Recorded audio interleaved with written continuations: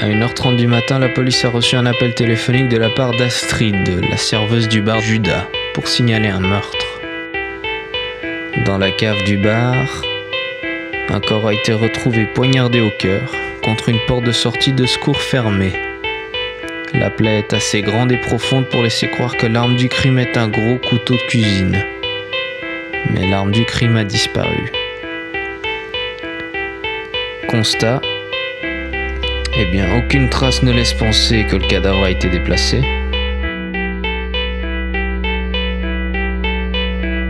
La sortie de secours devrait, selon la loi sur la sécurité des établissements publics, être toujours ouvrable en cas d'urgence. Mais on a retrouvé de l'autre côté la clé sur la serrure sans empreinte dessus. Serait-ce prémédité pour que la victime ne s'échappe pas ? Le concierge du bâtiment voisin nous a dit que d'un commun accord, il gardait toujours cette porte grande ouverte pour mieux faire circuler les poubelles entre les deux immeubles. D'ailleurs, il n'est pas d'usage de trouver des couteaux de cuisine de ce genre dans un bar comme celui du Judas. Quelqu'un l'a donc pris avec dans le bar. Serait-ce prémédité ? Eh bien, certainement.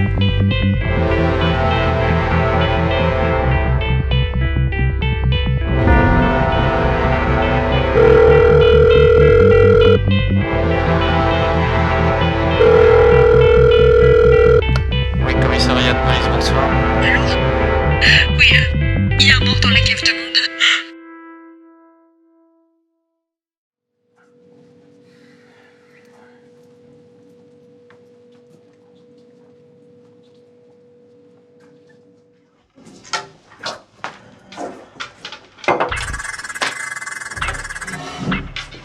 Alors, Astrid.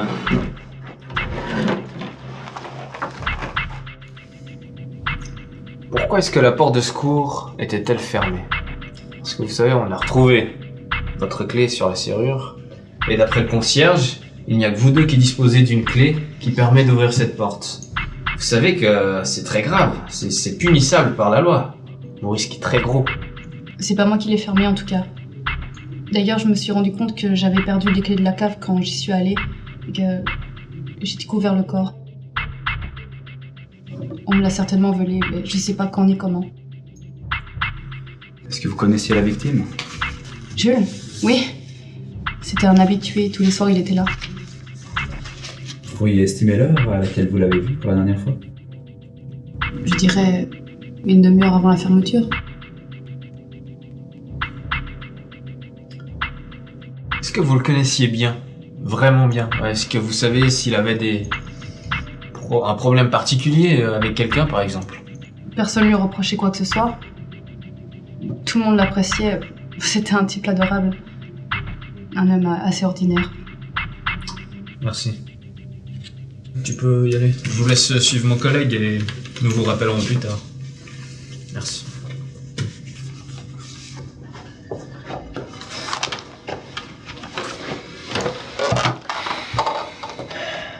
Elle ment peut-être pour la clé.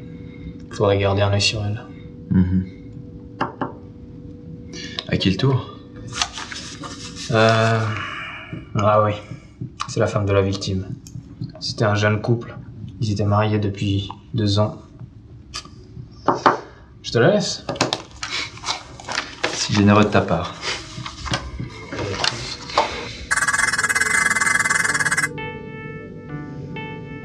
Madame, nous sommes navrés pour votre perte. Décrivez-nous votre mari, votre relation, s'il y avait des problèmes, ses fréquentations.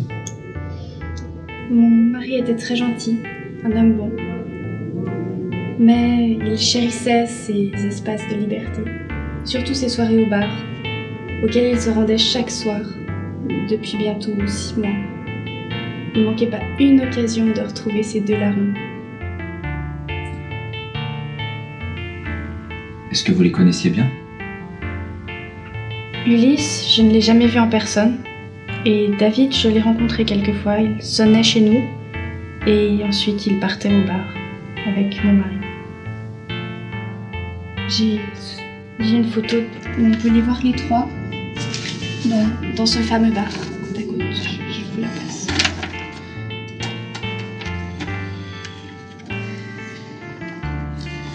Merci beaucoup, madame. Nous vous recontacterons si nous en savons plus. Merci.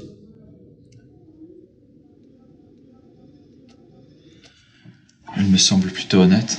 Enfin bon, je pense pas qu'elle apportera grand chose à l'enquête. Tu l'as bien entendu, elle est jamais venue au bar, donc je pense ouais. Faut surtout interroger les deux types. Ouais. Astrid, avez-vous déjà vu ces deux hommes? Oui, bien sûr. C'est des habitués, tout comme Jules. Les trois mousquetaires du bar. Ils étaient donc là le soir du meurtre. Non, pas David, il était pas venu. Et donc Ulysse était avec lui. Pourquoi pas l'avoir dit plus tôt? Oui, mais... Attendez, vous pensez qu'Ulysse l'aurait tué? Non, ce serait impossible, ils s'entendaient beaucoup trop bien, ce serait impensable. Oh, et puis, il semblait de très bonne humeur pendant toute la soirée, comme à l'habitude. Mais madame... Madame, vous ne pouvez rien omettre dans votre description des faits. C'est passible d'une peine pour entrave à la justice. Vous nous retardez dans l'enquête. D'autres choses à déclarer? Je pense pas. Vous savez, un meurtrier peut très bien être de bonne humeur. Il aurait même intérêt à le faire. Soit. Merci.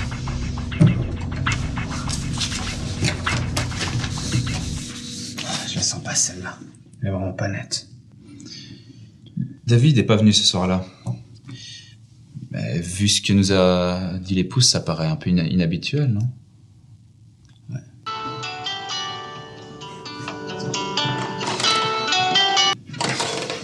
Oui, allô? Ouais.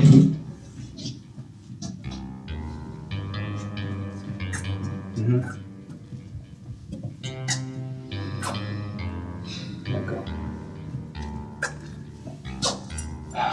Ouais, très bien. Merci. On a retrouvé les deux Gugus. Ah. Ulysse, alors... il est un homme ordinaire, particulièrement ordinaire. Il est au chômage. Ah, et par contre, il avait des rendez-vous avec un psychologue pendant son adolescence, mais rien d'autre. Rien de très alarmant, en fait. Et l'autre, qu'est-ce qu'on a sur lui? Alors, David, il tient une petite boucherie, une très bonne boucherie, avec une viande assez tendre. Ah, tu t'emportes, là, tu t'emportes. Reste focus. Sinon, ok. On vient de lui retirer son permis il y a tout juste 3 mois pour conduite en état d'ébriété. Sinon les deux ils sont célibataires et vivent seuls. Ok. Le métier de David collerait avec un éventuel couteau de cuisine. Mais il était pas là le soir du meurtre.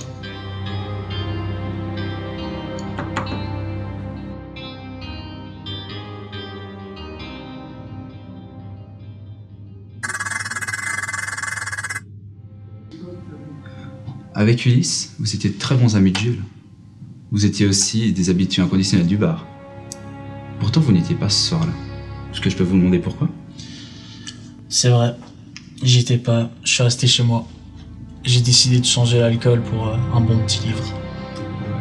Quelqu'un pourrait attester cela? Disposez-vous de preuves? Aucun moyen de nous en assurer? Vous savez, j'ai du respect pour les gens comme vous. Mais là, ça va trop loin. Pardon? Je l'ai pas tué si c'est ce qui vous turlupine. Allez, gagnez du temps et allez chercher le vrai coupable. Monsieur, on ne vous accuse de rien du tout, pour le moment. Mais il s'avère que votre ami a été assassiné au couteau. Un très gros couteau d'ailleurs. Je sais pas, le genre de couteau que l'on retrouverait dans une boucherie par exemple. Mais vous êtes complètement malade! Parce qu'il y a que dans les boucheries qu'on trouve des gros couteaux? Eh, moi, ce soir-là, je sais pas ce qui s'est passé avec mon Jules, ok? Bon, très bien. On va vous faire attendre dans une autre salle et vous reviendrez tout à l'heure.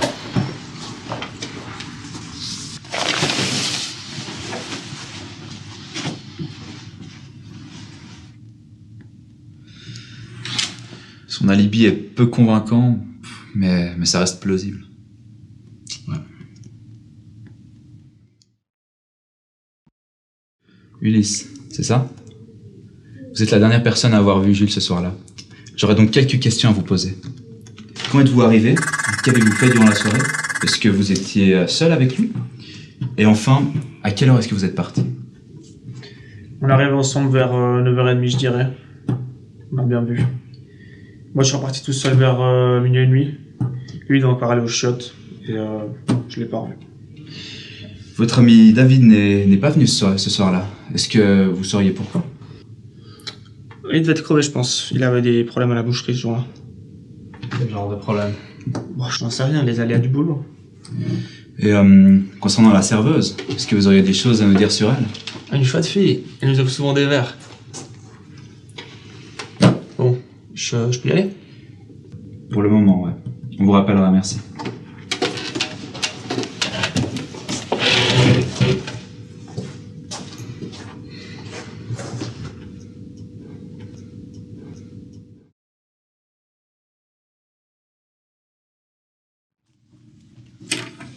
Merci d'être venu. Alors, dites-nous tout ce que vous savez sur ces 3 hommes. J'en ai vu que 2. Ils sont arrivés, ils étaient heureux. Ils sont arrivés en fanfare et la serveuse en a fait une fête. Ils sont arrivés à quelle heure à peu près, si vous estimez? C'était environ une demi-heure après moi, vers 21h30. D'accord. Et vous les avez vus partir, les deux? Je suis pas sûr. Ils se sont pas quittés. Ils se restaient attablés toute la soirée. Peut-être. Environ un quart d'heure après que je sois revenu des toilettes, au sous-sol, je crois les avoir vus se lever. Mais je me souviens pas très bien. J'ai pas fait attention. Ils avaient beaucoup bu et du coup, sûrement allés aux toilettes. Eh bien, merci. Une dernière petite chose. Est-ce que vous vous rappelez du couloir du sous-sol lorsque vous êtes allé aux toilettes? La porte de sécurité, elle était ouverte ou fermée? Je me souviens plus trop, mais ouverte il me semble. En tout cas quand je suis parti. Très bien, merci. Bien vu pour la sortie de secours. Du coup, c'est la serveuse qui l'a fermé. Mais comment? Non, je pense pas que ce soit possible. Elle n'aurait pas quitté son poste de travail, elle travaille seule. Non. En plus, la porte a été fermée de l'autre côté. Ça mettrait beaucoup trop de temps pour qu'elle ressorte par l'autre bâtiment et qu'elle revienne au bar. David, il n'était pas dans le bar, d'après tous nos renseignements, jusqu'à présent. Donc il aurait peut-être pris la fameuse clé de la cave. Il est entré par le bâtiment arrière, passé par la sortie de secours et attendu que Jules vienne et... Non. Il ne pourrait pas refermer la porte après avoir asséné le coup fatal, puisque le corps a été retrouvé contre la porte. Donc celui qui l'a poignardé n'a pas pu fermer la porte également. Et inversement. Donc ils étaient 2. Et on sait qu'Ulysse était là d'office. Et le meurtre a dû être commis à un moment où personne n'irait aux toilettes pour le voir. À la fermeture. Si Ulysse a attendu la fermeture pour aller tuer Jules, et que personne ne l'avait ressortir, puisqu'il est impossible qu'il soit ressorti par la sortie de secours à cause du cadavre qu'on a retrouvé contre celle-ci, ça paraît clair qu'il est parti plus tard, par le bar, avec l'aide de la serveuse. C'est clair, elle est en train de le couvrir. Écoute, elle ferme l'entrée du bar à 1h. Tout le monde est dehors, sauf Ulysse et Jules, qui sont allés faire un tour au sous-sol. Mais si Ulysse était réellement parti du bar et que Jules était allé seul aux toilettes, ça voudrait dire que la serveuse l'aurait poignardé. Dans ce cas, Ulysse n'aurait pas menti quant à l'heure de son départ. Il était parti à 00h30. Le témoin dit l'avoir vu se lever avec Jules à la fermeture. Ça fait quand même 30 minutes de différence. Pour quelqu'un qui est habitué au bar, ça paraît étrange. Donc il ment, il sait pertinemment que ça le fout dans de sales draps et en mauvaise posture, et il s'avère donc qu'il est resté jusqu'à la fermeture. En plus, la serveuse dit les avoir vus partir à 00h30. Ça collerait avec notre théorie. On n'a pas le choix. Faute de témoins oculaires décisifs, même s'il y a une logique dans cette affaire, il faudra qu'on leur fasse avouer le crime, ou bien qu'ils se dénoncent entre eux.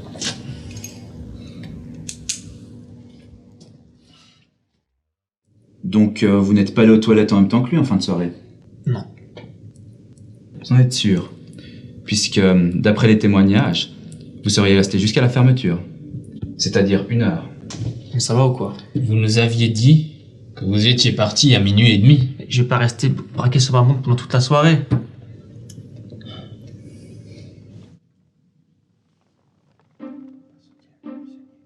C'est à ce moment-là qu'on décide de passer au dilemme du prisonnier, histoire de faire un peu avancer les choses. Non, mais en tant qu'habitué, vous savez pertinemment l'heure à laquelle ferme le bar. Écoutez-moi bien. Il s'avère que, bizarrement, David n'était pas venu au bar ce soir-là. Donc l'histoire du couteau, qui sait? Vous lui en avez emprunté un? Vous êtes les 2 grands suspects de l'affaire, c'est quasiment indéniable. 2 personnes ont travaillé ensemble pour tuer Jules, voire 3. Vous étiez avec Jules toute la soirée, jusqu'à la fermeture. Personne ne vous a vu vous séparer à un certain moment. On imagine difficilement la serveuse l'ayant poignardé. Mais qui sait, pour fuir, peut-être qu'elle vous a donné un petit coup de main. Et vous, le coup de poignard?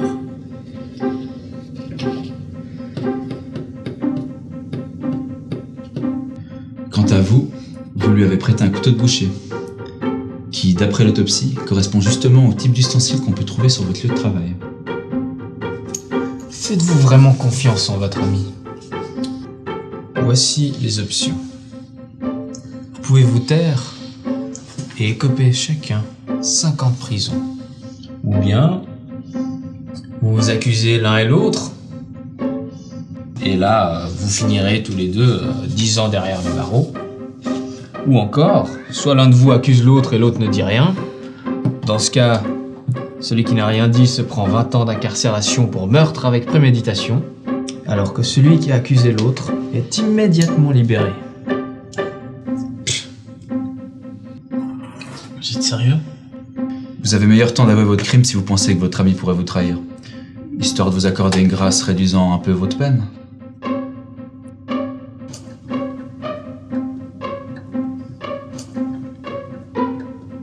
Bon, vu que David et moi on est coupables, est-ce que je peux avoir un café s'il vous plaît? Parce que là on n'est pas arrivé au bout, je crois.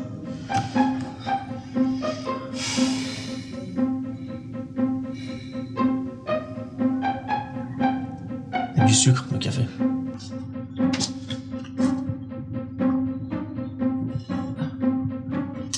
On vous laisse réfléchir. Après avoir présenté aux suspects la situation et les différents choix qui se présentent à eux, l'hésitation se met en place. On sort un petit moment, on les laisse réfléchir, et quand on revient, on bluffe. On vient de faire une découverte intéressante. On sait pour la clé. Et la serveuse. Quelle garce! Il est dans votre avantage que vous jouiez ce rôle et non celui de l'assassin. Allez David, avouez. Oh, putain, elle a tout dit.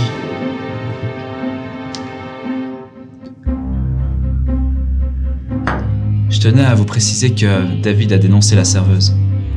Et que, d'après moi, il ne tardera pas à vous dénoncer aussi. 20 ans de tôle, ça fait long. Attendez, David qui dénonce la serveuse? Là, j'ai du mal à vous croire, là. C'est bien connu qu'il en fait le vrai. Ah. Ulysse nous a dit que c'était la serveuse qui avait poignardé Jules. Non, ce n'est pas vrai. Elle y est pour rien. Écoutez, je lui ai pris la clé de force. Ouais, on ne saura pas si c'est elle ou pas en fait. Nous comprenons le fait que vous vouliez la défendre, la protéger. Mais les faits sont là. Alors comme ça, David se retrouve avec votre clé. Par pitié, j'en peux plus. Oui, je lui ai donné les clés, mais en aucun cas j'aurais pensé qu'il tuerait Jules. Attendez, c'est pas lui qui vous l'a volé? J'ai jamais eu l'intention de tuer Jules. C'est lui qui a pété un câble. Jamais j'aurais pu penser qu'il serait capable de faire ça. Alors vous vouliez faire quoi avec Jules? C'est hors de question que je tue un ami. David, par contre, qui sait? La jalousie, ça peut rendre un homme dangereux. Le problème, Ulysse, c'est que nous voyons mal comment David aurait pu porter le coup fatal à Jules. Il fallait juste lui faire peur.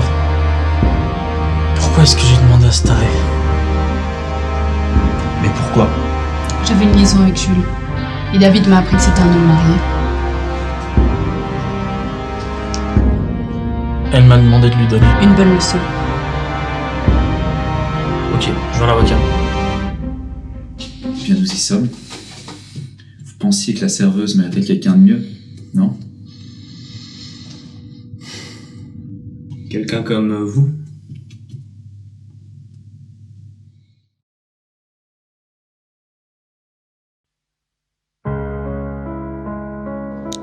Parfois nous sommes au fait des actes, mais nous ignorons les motivations. Faute de preuves contraires, Astrid, la gérante du bar, a été mise en état d'arrestation pour conspiration et complicité de meurtre. David, lui, mis en détention pour participation au complot et homicide par négligence. Quant à Ulysse, eh bien, il a été arrêté pour le meurtre avec préméditation de Jules.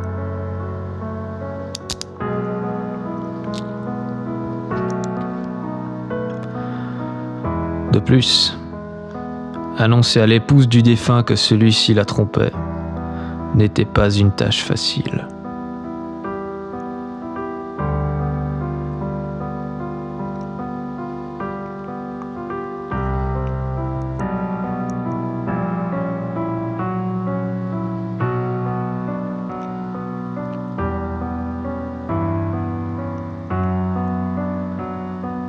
Nous pensons que David, dans un élan de jalousie, a révélé à la serveuse que Jules était marié.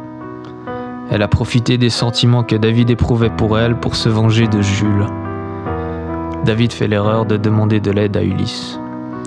Ulysse lui demande un couteau, lui promettant que ce serait juste pour faire peur. Juste après que David ait fermé la porte de secours, Ulysse passe à l'acte.